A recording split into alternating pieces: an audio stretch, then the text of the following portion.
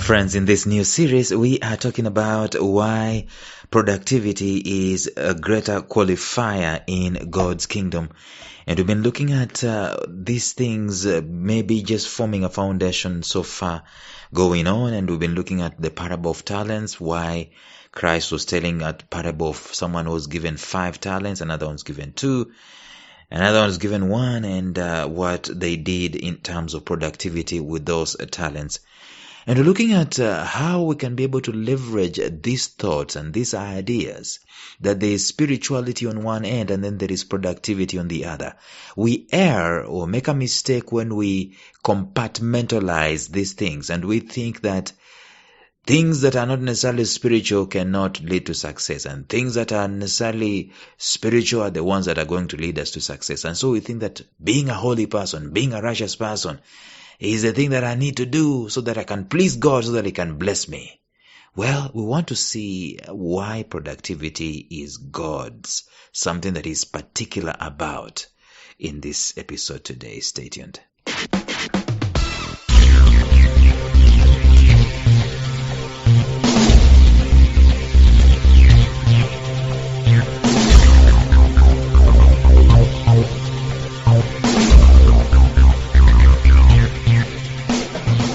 Welcome to the Life Signatures podcast with Lawrence Namale.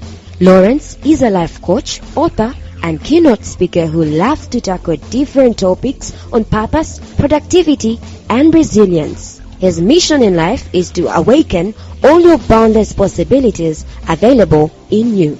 Life Signatures podcast is dedicated to bring to reality every single person who knows that deep down in their gut, there's got to be more to life than this. And now, here is your host, Lawrence Namale.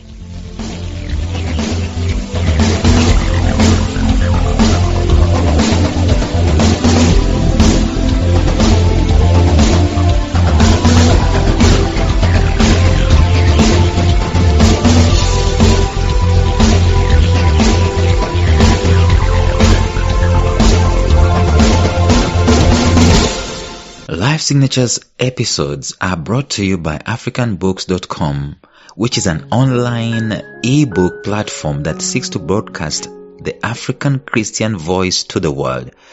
As such, they have become a hub for African content, connecting African writers and publishers with a global reading audience. Publishing your books on their site is free and easy, with authors having full control over their content and the price they choose to sell at it. I was personally blown away by the concept that africanbooks.com is coming up with. Things like no content from their site or their app is going to be run on laptops so that people can easily copy.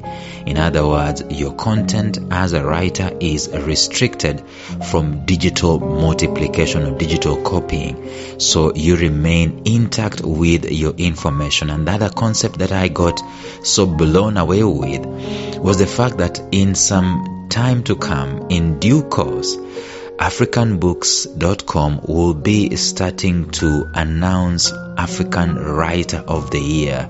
In other words, there will be competitions in all African countries to figure out who is the best published author. And I also fell in love with the fact that countries can actually compete against each other. We can have African authors going at it after each other, and your book as an author will be reviewed and have some stars and recommended upon that particular platform. The thing is that it's an answer to Amazon.com. You know, with Amazon, what happens? You've got to have an account in the Americas or whatever, or in Europe before you can get paid as an author. But here, the local currency is in play and the local means of getting paid are in play. So to get started, go to africanbooks.com as an author or as a publisher, and even as a reader if you wanted to read your African favorite authors. Enjoy. Well, first of all, let me just announce that I'm so excited today. Talking about africanbooks.com, I'm so excited today that my book has gone live on africanbooks.com. It's an ebook. I'm talking about the 7 powerful or 7 crucial powers that a graduate needs to excel in the modern world. I do believe that graduates, guys who are coming out of school, have not been schooled enough the way we used to initiate people in the traditional African setting, and they are initiated into life when they are young, and they are given responsibilities, and they are given tasks, and then they are given someone to get married to and all that stuff, and they fit into society. Today, that is not happening for our young people. Our young people are coming out of school and they are looking like they are lost. They are juxtaposed between the courses they have taken and the relevance in life. So there's a bridge between school and relevance that I'm trying to create here using the book Empowered. 7 lovely and precious, crucial powers that these guys need in order to excel in the modern world. And the book is written after experience. After me, I have gone through life. It is maybe 25 years plus since I got out of high school and got out of college, and therefore I have some experience speaking into their lives. So go to africanbooks.com, look for Lawrence Namale and get the book Empowered. It's an ebook and you can read it. It's actually my work of fiction for the very first time, and I loved it. Believe me, I loved it. Back to the story today. We're talking about productivity in God's kingdom. We're saying why productivity is the greatest qualifier in God's kingdom. When I say that, people will start looking at me. But even before I can say that, for the most part, normally people who are highly spiritual, sometimes, and when I say highly spiritual, I'm putting that in quotes, sometimes they scoff at very many things that I say or I recommend that do not have a scripture quotation on them. Is it biblical? They say that even the books that I'm doing, the books that I'm writing, as long as there's no Bible in there, they think this is quote-unquote secular. It might not help people, and so on and so forth.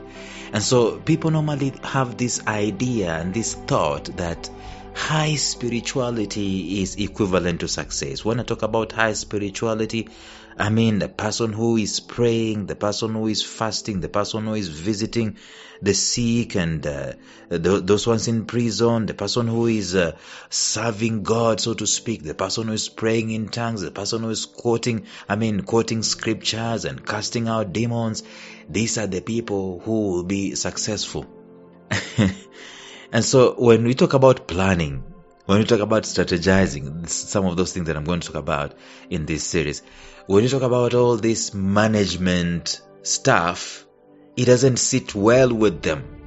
And then they will be like that person who has written a book about management. And it's interesting because the same people who are bashing some of us for doing this work that we're doing without necessarily quoting scriptures, they went to school. They studied Lamarck's theory in biology. They studied Pythagoras' theorem in mathematics. They did the periodic table in chemistry. And all those things were never written by someone who is spirit-filled.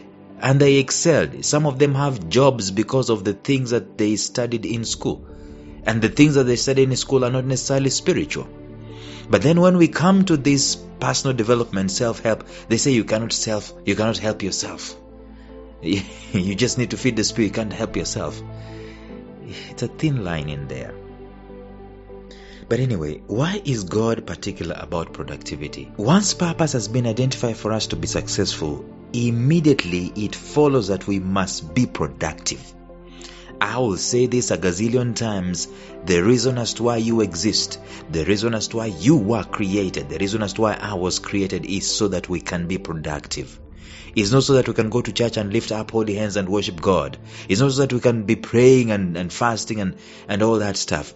In the beginning, there was no church. There was no fasting. There was no praying. God would just come and meet with these guys. There was no ceremony, so to speak. We have created ceremonies. But I am going to digress. I don't want to digress. Listen, if anything, God rewards productivity equally, if not more, than He rewards spirituality.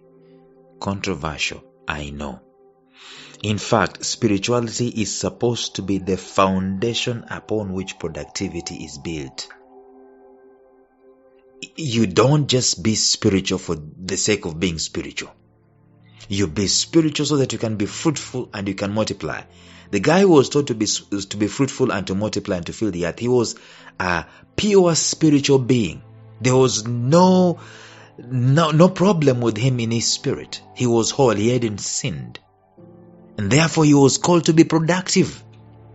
Now for us, we are taking spirituality as if it's the be-all. It is the end of the road. Once you get born again, once you're praying in tongues, and once you get filled with the Spirit, and everything is okay.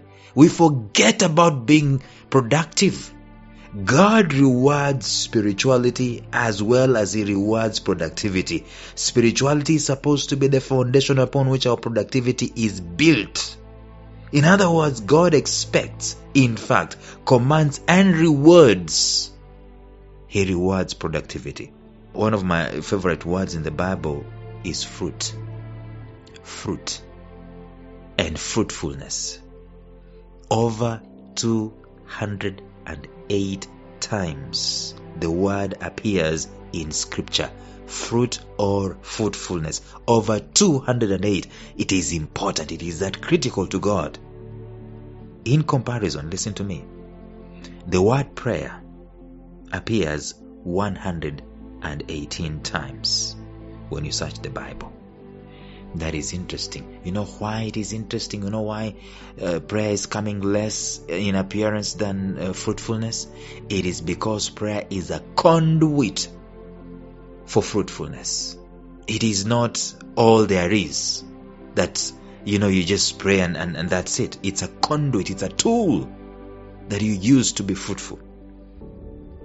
So important is productivity to God that 69%, like I've told you about this in the previous episodes, 69% of the parables that Jesus Christ used, the teachings that He used in His entire life, 69% were about productivity. I'm telling you, they dealt with productivity. They did not deal with heaven, hell.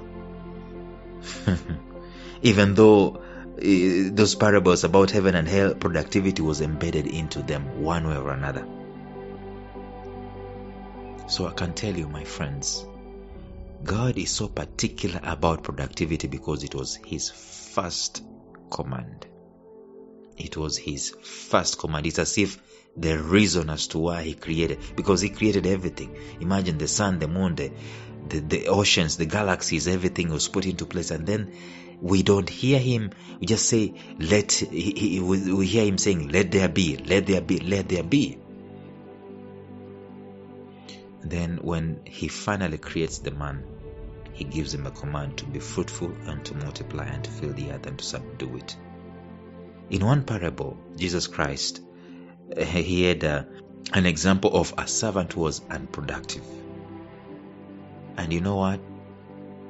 You know what that servant was called? He was called wicked, slothful. The recommendation was to be cast away, losing what he had already been given, to be cast away, taking out whatever he had, taking it and giving it to someone who was productive. You can see how God is so particular about your productivity and mine.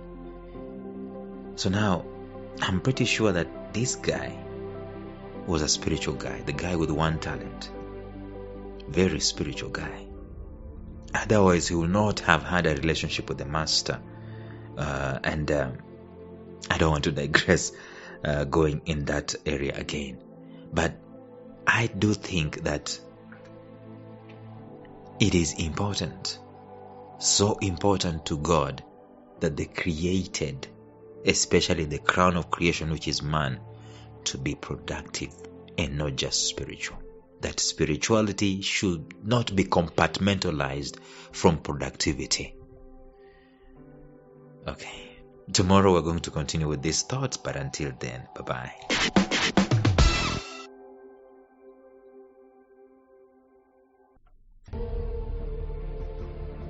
Thank you for listening to Life Signatures Radio. If you enjoyed today's show, subscribe to Life Signatures Radio on iTunes, Stitcher, or visit our website at lifesignatures.libsyn.com. Life Signatures Radio, fresh, clean, and inspiring.